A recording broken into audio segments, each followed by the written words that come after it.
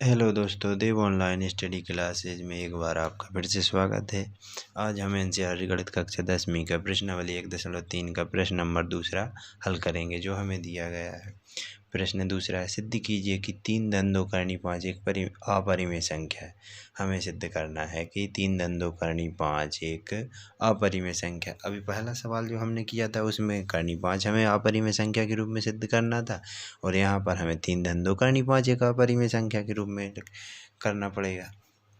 तो हम जानते हैं कि इन सवालों में जो होगा अपरिमेय संख्या सिद्ध करनी है, तो सबसे पहले हम इनका उल्टा लिख देंगे कि माना कि 3 धन 2 करनी 5 एक परिमेय संख्या। और परिमेय संख्या हम जानते हैं कि परिमेय संख्या जो होती हैं वो P/Q के रूप में होती हैं, मतलब बटे के रूप में होती हैं, या A/V लिख सकते हैं या P/Q लिख सकते हैं। सबसे पहले हम लिखेंगे हल।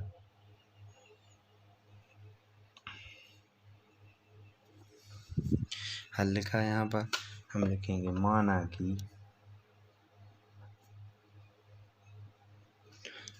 माना कि 3 धन 2 करनी 5 एक परिमेय संख्या है।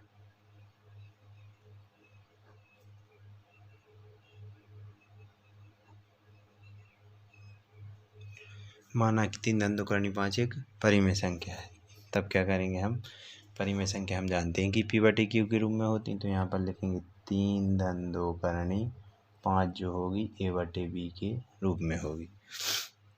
और हमें पता है जहाँ A और B क्या है, पूर्णांक, तथा A और B में एक के अतिरिक्त कोई उभयनिष्ठ गुणनखंड नहीं है, तो यहाँ पर ये जरूर लिख देगा कि B बराबर नहीं है 0। तो देखिए 3 धन 2 करनी 5 बराबर क्या है, AB। तो इनका हम पक्षांतर करेंगे, या आप इनकी भाषा लिख दीजिए, जहाँ A और B क्या है, पूर्णांक है, जहाँ A और B पूर्णांक है तथा A और B के अतिरिक्त A और B में क्या होगा, A और B में एक के अतिरिक्त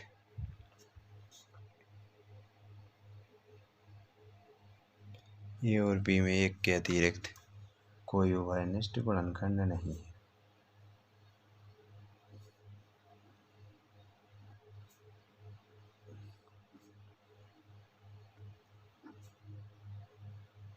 कोई उभयनिष्ठ गुणनखंड नहीं है।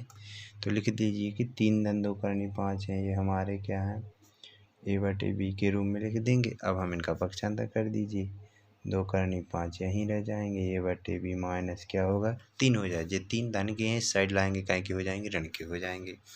अब हम क्या करेंगे, अब ये 2 करनी 5 ये 2 में भी आ जाएंगे, तो हो जाएगा हमारा 1/2 A/B ऋण 3।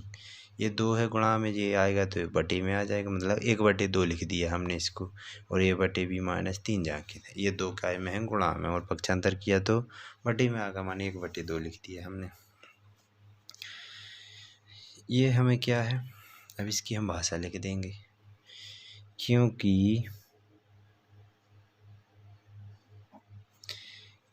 A और B क्या है, पूर्णांक है। हमें पता है जी A और B क्या है, एक पूर्णांक है। A और B एक पूर्णांक है, इसलिए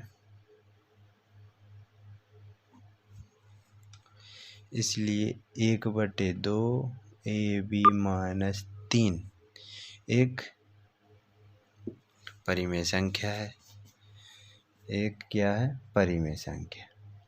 तो अब देखिए इसको अच्छे से, जो A/B क्या है हमारे, ये पूर्णांक है। जब ये पूर्णांक है तो क्या होगा, ये सब ये परिमेय संख्या होगा, और ये परिमेय संख्या होगा तो करनी 5 भी क्या होगी, एक परिमेय संख्या होगी। इसलिए हम क्या कहेंगे कि अगर यह परिमेय संख्या है तो यह भी परिमेय संख्या होना चाहिए, क्योंकि दोनों बराबर हैं। तो इसलिए करनी 5 भी क्या होगी, एक परिमेय संख्या होगी। इसलिए करनी 5 एक परिमेय संख्या होगी। देखिए A/B हमारे क्या है, एक पूर्णांक है, और ये सब क्या होगी, पूर्णांक हैं, तो सब कैसे होंगे, परिमेय संख्या के रूप में होंगे। तो हमारा ये करनी 5 है, जो भी क्या होगी, ये परिमेय संख्या होती। परंतु हम जानते हैं, तो हम यहाँ पर भाषा लिख सकते हैं, परंतु हम जानते हैं कि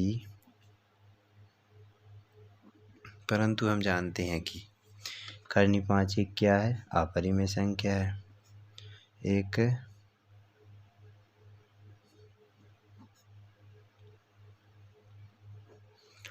एक अपरिमेय संख्या है।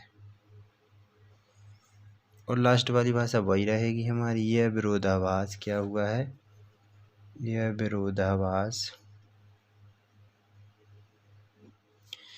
विरोधाभास हमारी त्रुटिपूर्ण कल्पना के कारण हुआ है। त्रुटिपूर्ण कल्पना के कारण हुआ है कि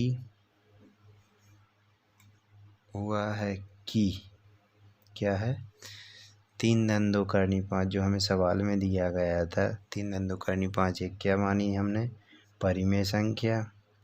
तो हमारी त्रुटिपूर्ण कल्पना हुई जिसमें हमने माना था कि 3 धन 2 करनी 5 एक क्या है, परिमेय संख्या है। अतः 3 धन 2 करनी 5 क्या होगी, 3 धन 2 करनी 5 जो होगी एक अपरिमेय संख्या होगी। 3 धन 2 करनी 5 एक